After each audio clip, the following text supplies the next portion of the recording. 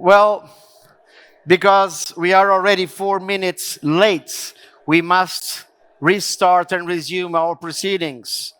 But anyway, I'm still missing the next speaker. I think he's still at coffee break. Yes, kick everybody in. Gently. It's the first coffee break. So while people are getting in, I will have to, as we say in Portuguese, from Portugal, stuff sausages, encher chouriço, because I have to remain on stage until the next speaker comes into the room. Actually, I was just with him a couple of minutes ago during coffee break. Manuel, here you are. Thank you very much. No, it's okay. I was just about to introduce you. So, ladies and gentlemen, it's my pleasure to call to the stage on this second part of the morning session of the ICA Congress, Manuel Bernardes, a good friend. He's Vice President of Education of IBGM, and he will lead a panel on the sector of gemstones in Brazil, a leader in compliance and sustainability practices. Once more, the panel will be in Portuguese, so you can change your channel on your headsets. And Manuel, the floor is yours, and I will try to bring everyone into the room. Thank you very much.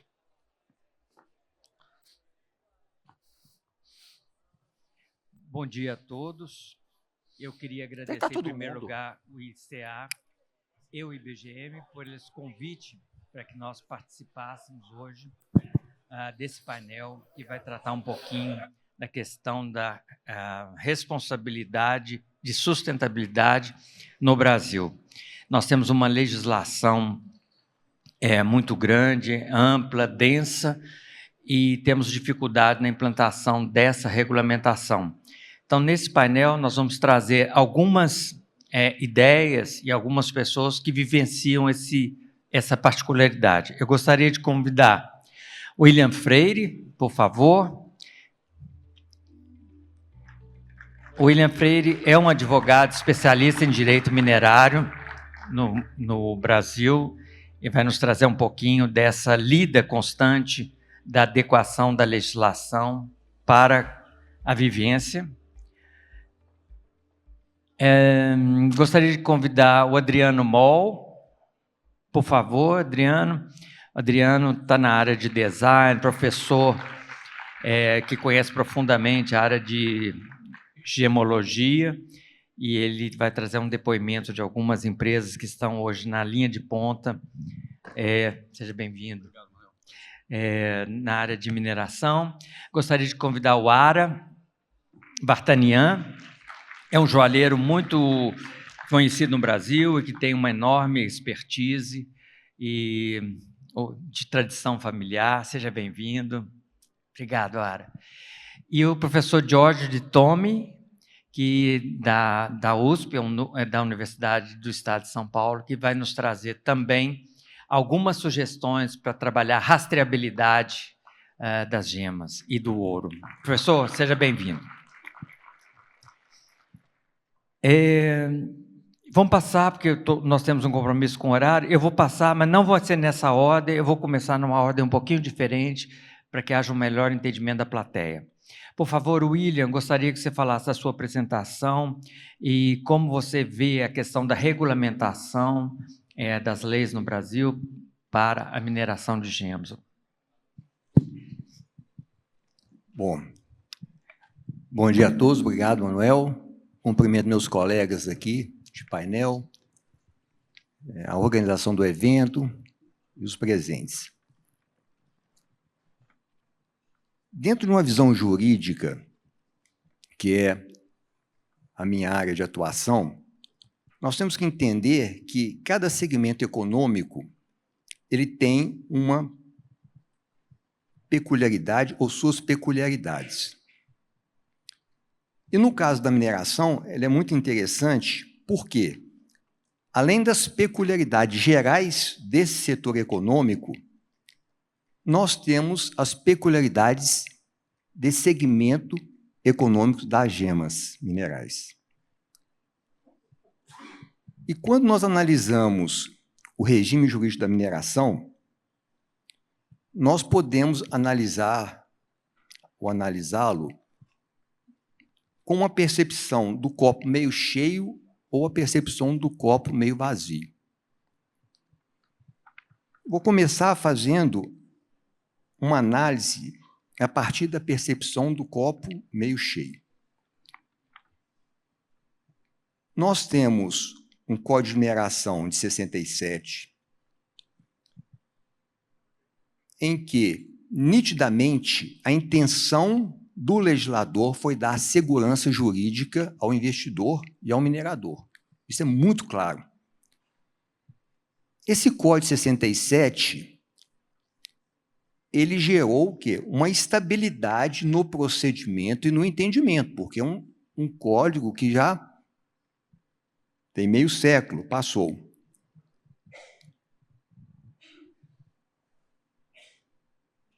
Ainda considerando esse regulamento nosso do Código de Mineração, nós temos aqui no Brasil uma questão muito interessante, que é a mineração tratada no ordenamento jurídico como atividade de utilidade pública, e isso tem reflexos muito importantes, e uma atividade que deve ser conduzida no interesse nacional. Ou seja, sob o ponto de vista jurídico, nós temos todas as ferramentas possíveis e melhores do que muitos países, porque nem todos os países consideram a mineração, por lei, como atividade de interesse nacional. Essa é a parte do copo meio cheio. A grande questão que nós trazemos aqui é o seguinte: se nós temos todas as ferramentas jurídicas, por que nós ainda temos falhas de normatização para o setor? Essa é a nossa questão. E quando nós falamos de normalização para o setor, nós incluímos os pequenos mineradores, de maneira geral, que são a maioria dos mineradores. Eu não sei se algum debatedor trouxe os números, mas no Brasil nós temos 7.000 empresas de mineração, aproximadamente. Dessas 7.000, as 100 maiores representam cerca de 88% do PIB da produção mineral brasileira. E desses 88%, 61% é minério de ferro. Então, olha, nós temos várias minerações dentro da mineração. E nós temos a legislação, o regulamento tem que refletir isso. Por quê? A regulação não existe por si só. Ela não existe por existir, ela existe para regulamentar um setor adequado. E aí é que eu vejo que nós temos muito a avançar, e durante os debates, Manuel, eu pretendo dar minha contribuição nesse sentido. Eu acho que você podia já comentar nesse parâmetro quais são os aprimoramentos necessários no arcabouço legal para atender as pequenas e microempresas de mineração, que são a imensa maioria da mineração de gemas. Quais são os pontos principais? Bom, essa pergunta é bem interessante e eu vou respondê-la em duas partes. A primeira é um consenso geral de inadequações já verificadas e uma segunda mais específica para o setor. As inadequações já verificadas e que são históricas e fazem parte daquela indagação que eu falei, por que, se nós temos os elementos, se a Constituição fala a mineração tem que ser conduzida no interesse nacional, essa é uma mensagem muito forte. Interesse nacional sob o ponto de vista econômico, interesse nacional sob o ponto de vista social. interesse nacional, sob o ponto de vista de manter a pessoa no interior, não deixar eles irem para a capital. Interesse nacional de gerar renda para as famílias mais necessitadas. Então, isso entra nessa questão. Uma visão geral. Primeiro, o minerador, pequeno minerador, especificamente no caso dos produtores de gema, é o seguinte: eles precisam de agilidade. E quando fala que um pequeno minerador precisa de agilidade, nós não estamos pedindo ao poder público nenhum favor. Por quê? Um dos comandos constitucionais e um dos elementos institucionais da mineração no interesse nacional é justamente a eficiência administrativa. Isso está na Constituição. Então, seria agilidade, primeiro, no órgão gestor direto, que é a agência, que vem trabalhando com muita dificuldade, falta de gente, dificuldade de todas as ordens. Agilidade na questão do licenciamento ambiental, porque o pequeno é diferente do grande. O pequeno, ele precisa daquela atividade como sobrevivência. Então, se não houver agilidade no licenciamento ambiental, a consequência natural é ele caminhar para a irregularidade. Não é? E um terceiro ponto que abrange isso tudo é o seguinte: essas decisões pontuais elas não resolvem. Nós precisamos de uma política mineral de Estado, não de governo, não é? Que leve em consideração esses detalhes todos. Não é? Parar aqui por enquanto, ouvir os nossos colegas aqui. Perdão. Continuando um pouco com você, a gente está mais ou menos distribuindo 10 minutos para cada palestrante. Eu queria que você fechasse um pouco o seu bloco para falar da evolução do setor extrativo brasileiro em relação às práticas e às exigências de sustentabilidade, sobretudo na cadeia produtiva de gemas e metais preciosos.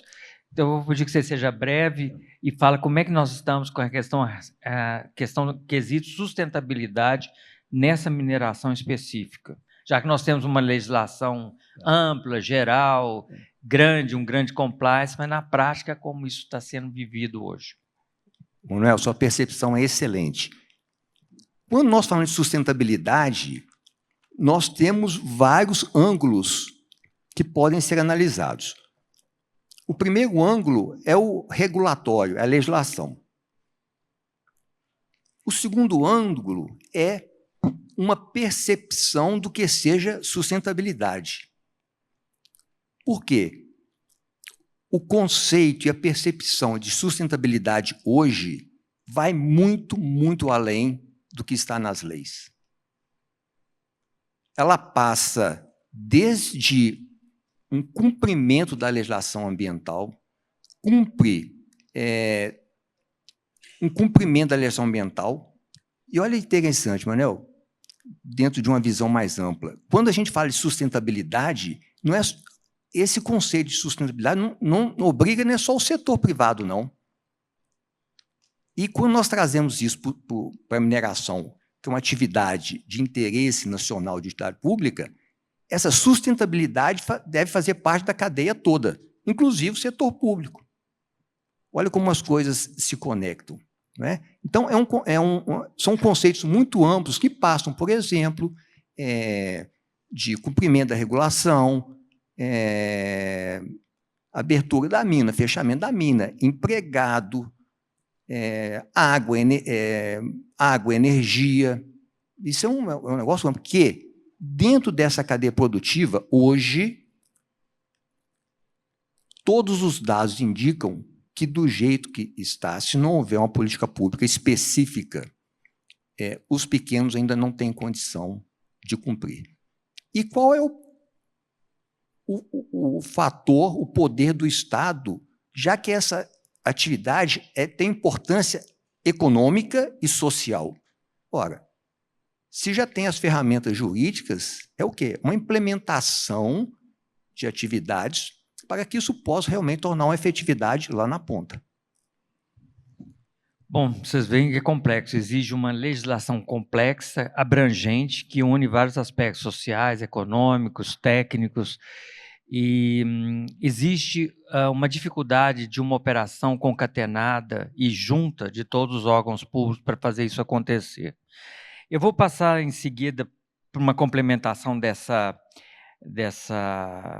abertura do William, para o professor Giorgio de Tomi, que vai falar um pouquinho sobre a certificação de origem para a competitividade na cadeia de valor das gemas brasileiras.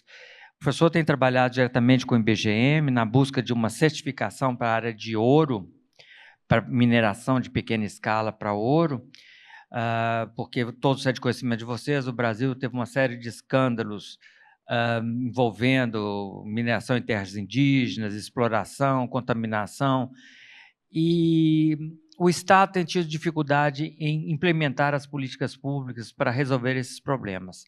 Então, o professor Giorgio e o IBGM têm trabalhado numa perspectiva de uma autorregulamentação setorial que ajudaria a complementar e a trazer uma solução mais direta das partes envolvidas no problema. Professor, coloca um pouquinho o que vocês estão pensando lá no NAP, ou esse conceito de trabalhar com vários agentes para uma autorregulamentação do setor. Eu acho uma proposta interessante. Ok, Manuel, obrigado. Para começar, acho que é importante saber que eu sou professor titular de Engenharia de Minas da USP. E a gente prepara nossos alunos para trabalhar na Vale, na BHP, na grande indústria, né? Só que existe uma preocupação, como um núcleo de pesquisa dedicado à pequena mineração, a abrir os olhos da juventude nessa oportunidade imensa que a gente tem da nossa riqueza mineral, especialmente no setor de joias. O Brasil tem um papel de destaque e a gente não aproveita essa oportunidade como deveria. Então, eu tenho muita... eu me empenho muito a transmitir isso para a juventude. Tem um detalhe que eu acho que vale a pena falar, Manuel. É o seguinte, no começo da minha carreira, eu trabalhei em mineração de pequena escala e o segundo emprego foi numa PLG, foi numa permissão de lavra garimpeira de esmeralda. Trabalhei com esmeraldazinho em minas subterrâneas, então isso me dá um privilégio de saber como esse setor atua, como comunicar com esse setor e como, que nem o Samuel falou na palestra anterior, a gente enxergar esses produtores. Pessoal, vocês têm que enxergar eles, não são um problema para o setor. Eles são empreendedores, eles querem crescer, eles querem compliance, eles querem fazer parte do jogo.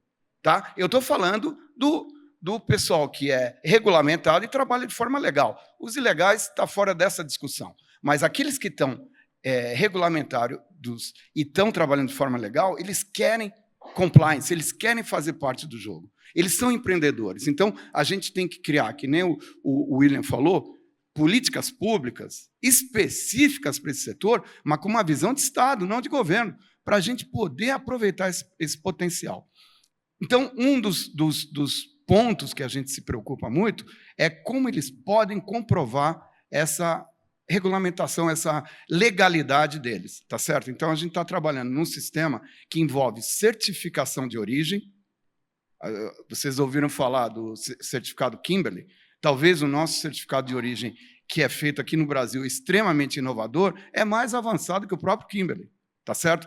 Para setor de ouro e gemas. A gente está fazendo com o IBGM, tá certo? Então, tem um elemento que é certificação de origem e depois a rastreabilidade. Pensa bem, como que você vai fazer rastreabilidade se não sabe a origem? Então, começa com a certificação de origem. A certificação de origem é uma iniciativa da USP, que está sendo desenvolvida em parceria com o IBRAM, Instituto Brasileiro de Mineração, e a gente está transferindo isso para o IBGM, migrando para a área de gemas. Então, a nossa ideia é conseguir comprovar para qualquer produção de gemas do Brasil, saber se a origem está adequada se a produção está seguindo critérios de responsabilidade. Ah, mas quais são esses critérios? Estão lá especificados. E por que essa certificação é tão válida? Claro que é importante para o mercado. Eu acho que é muito importante para o mercado e para dar uma confiabilidade maior aos consumidores finais. Mas também tem um elemento, pessoal, que vocês têm que entender, que uma vez que você passa o filtro de critérios de responsabilidade e alguns pontos estão no vermelho, não estão atendidos, o que acontece? Essa plataforma passa a ser um instrumento de educação para o minerador. Porque aí o minerador vai saber exatamente o que ele tem que melhorar para estar dentro do compliance dos critérios de responsabilidade. Então, esse caminho a gente está desenvolvendo junto com o IBGM nesse momento. Precisamos do apoio do setor, os consumidores finais, todos os players do mercado, especialmente aqueles ligados à IBGM, precisam conhecer essa iniciativa para nos ajudar a popularizar e fazer com que essa ferramenta se torne uma alavanca para a competitividade do setor de gemas do Brasil. Professor, explica melhor como é estruturado esse processo, quais são as etapas, quem participa e de que forma a gente pode dar transparência a essa plataforma. Ok, o primeiro passo, Manuel, é identificar o local onde está sendo produzida as gemas, tá certo? Então, com esse local, a gente consegue um compliance de regularidade junto à Agência Nacional de Mineração.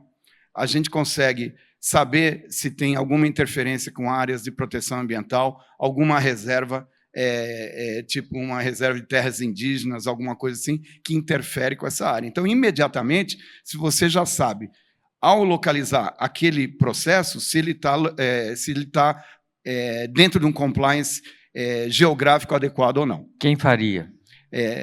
Dentro da plataforma que emite o certificado de origem. Quem fiscaliza para saber se essa declaração é Não, verdadeira? você pega o número da agência e olha no mapa, você mesmo olha no mapa. E você cruza com os dados da Agência Nacional de Mineração, do IBAMA, das secretarias de meio ambiente regionais, e você tem as várias poligonais. E se ela está fora de todas as poligonais não permitidas, ele está ok. Se está próximo ou está dentro de uma, é um vermelho, que aí não passa. Agora, além de tudo, a gente ainda olha, junto à Receita Federal, todas as transações relacionadas com a CEFEM, que é o pagamento do imposto de produção mineral, e a gente consegue ter também uma ideia do status em relação à produção e pagamento da CEFEM. Tá certo? Além disso, a gente olha em imagens de alta qualidade para saber se a mineração está ocorrendo fora da poligonal permitida.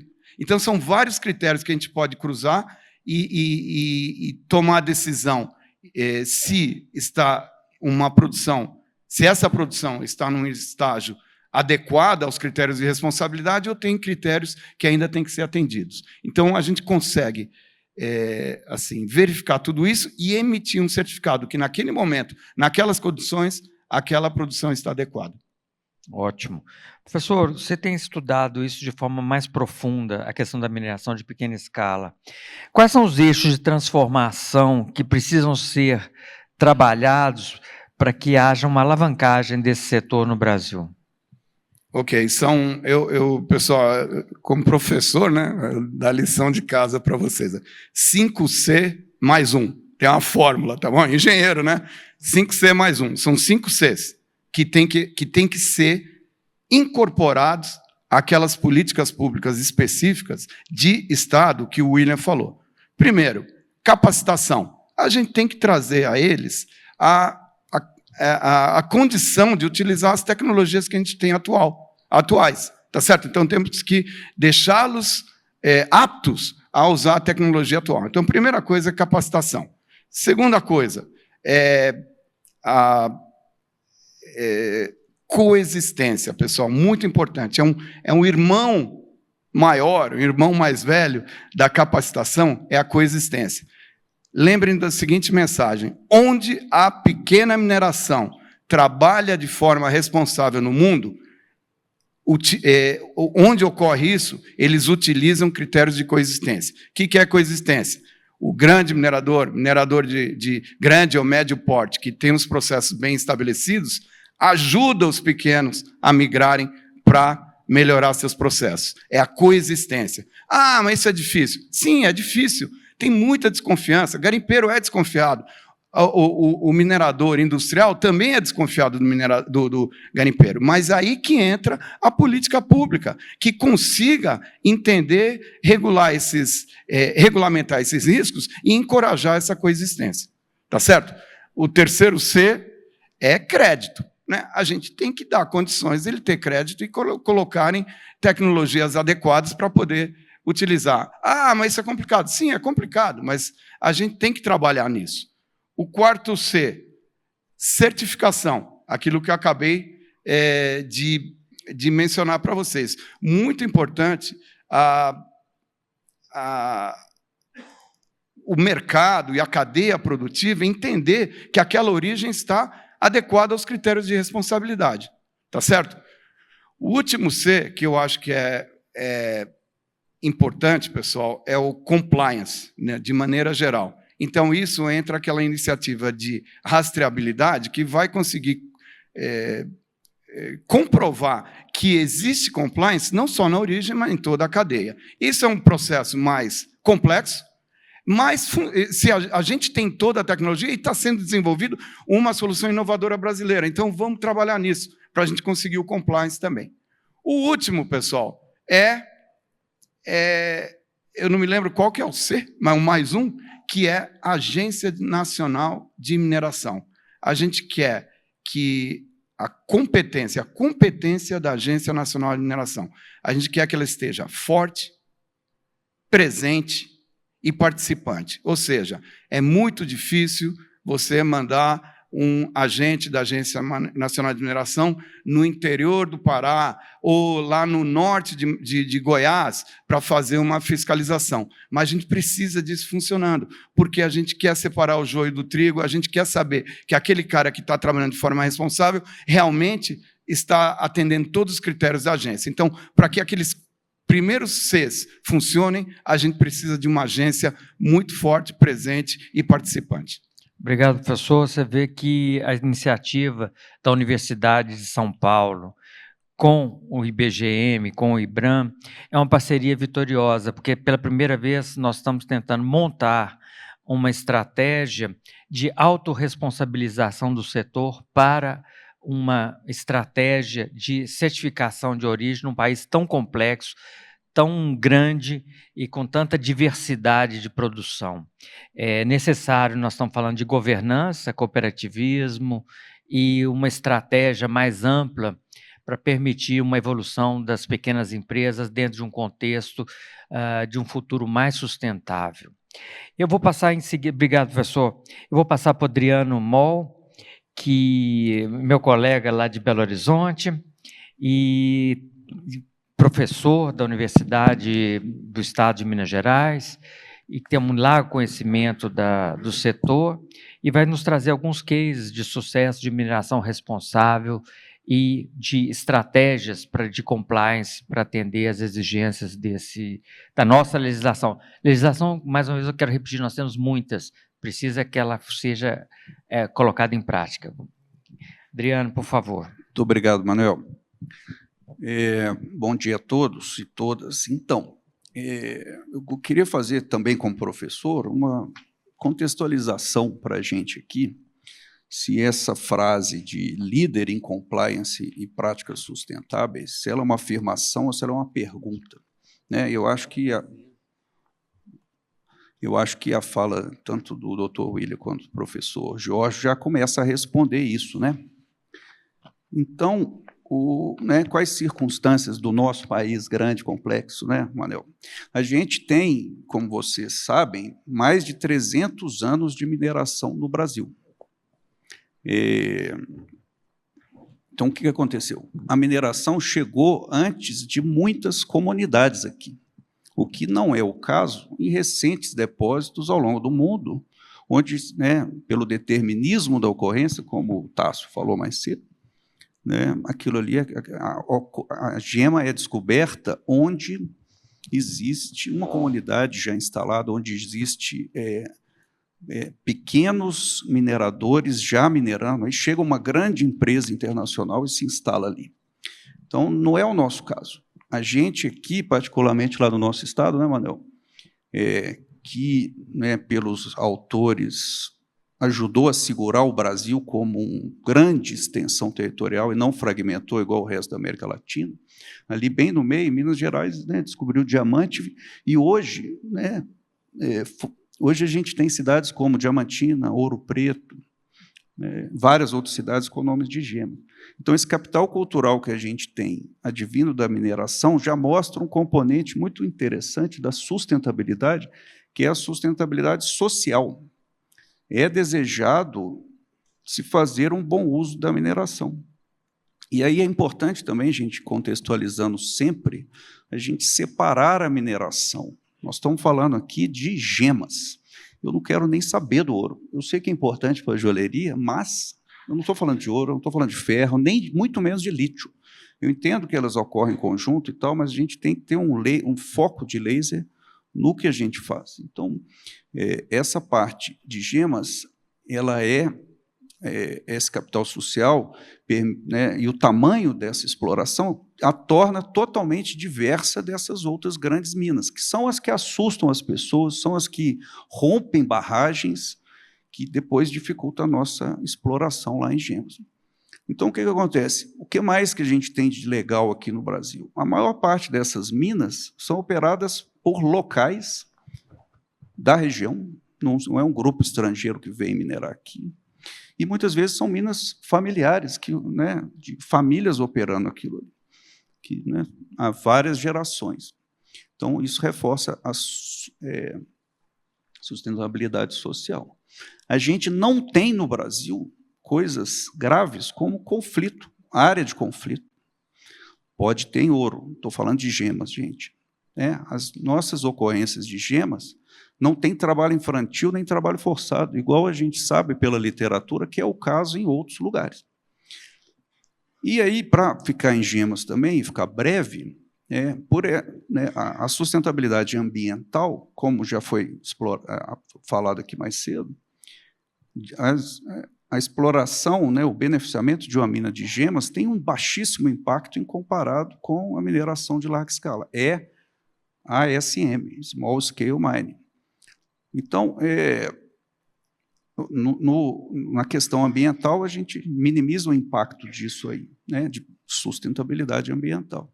E já foi estabelecido aqui, por vários palestrantes, que na parte de compliance, aí a gente já entra no G de governança, né,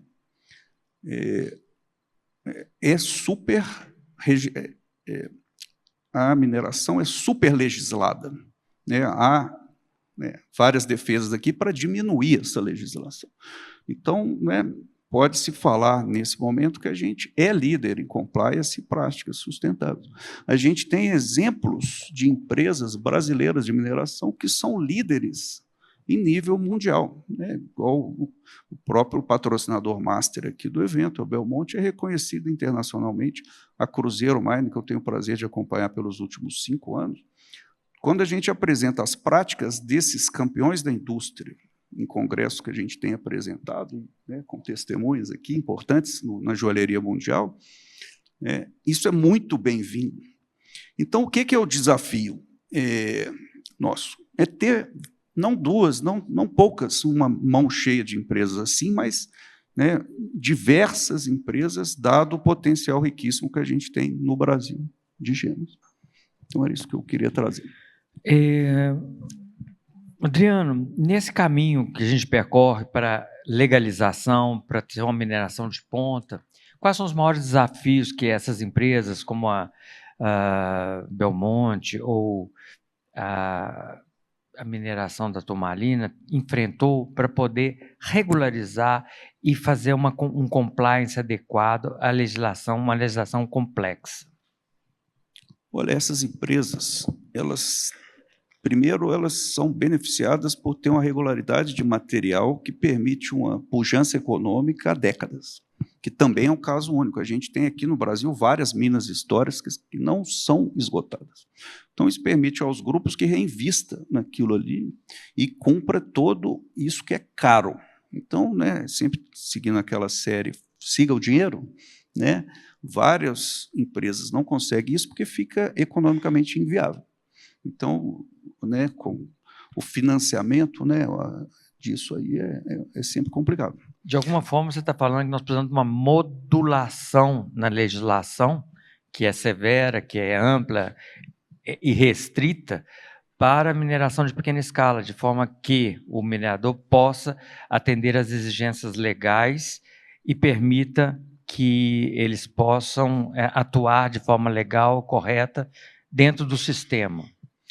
Ô, Manel, eu sou designer de produto, igual você sabe. Então, eu deixo a parte da legislação para quem entende aqui, tem grandes especialistas. O que eu falo é uma questão de imagem, de branding. A gente tem um problema de branding ainda. O Brasil foi o principal produtor de gemas, a sede de gemas, há 20 anos atrás, 30 anos atrás, 40, e perdemos isso. Então, né, com um trabalho bem feito, se traz resultado e aí se pode investir, é um ciclo vicioso, né? São várias questões. Eu acho que o que o Adriano está falando, que a exemplo do ICA, do ICA, que promove e prestigia as gemas de couro, de que maneira o Brasil pode também converter esse ativo mineral num ativo intangível, emocional para o mundo da joalheria. Por último, eu gostaria de chamar, mas não menos importante, o Ara, que é um joalheiro muito conhecido no Brasil, tradição familiar, e que tem trabalhado nessa busca de uma certificação que seus produtos tenham uma espécie de certificação. Ele gostaria de emular outras empresas andarem nessa direção, e eu acho que ele traz um pouco o ponto de vista do consumidor, que eu acho que pode ser uma grande alavanca para obrigar as empresas a trabalharem dentro de uma estratégia de compliance mais clara, mais transparente. Por favor, Ara. Olá, bom dia. Muito obrigado por me receber aqui. É uma honra aqui estar falando com todos vocês. Bom, antes, muito feliz de escutar essa iniciativa, professor Jorge, para essas minas de pequena mineração, trabalho com o IBGM e com o INBRAM. Fico muito feliz.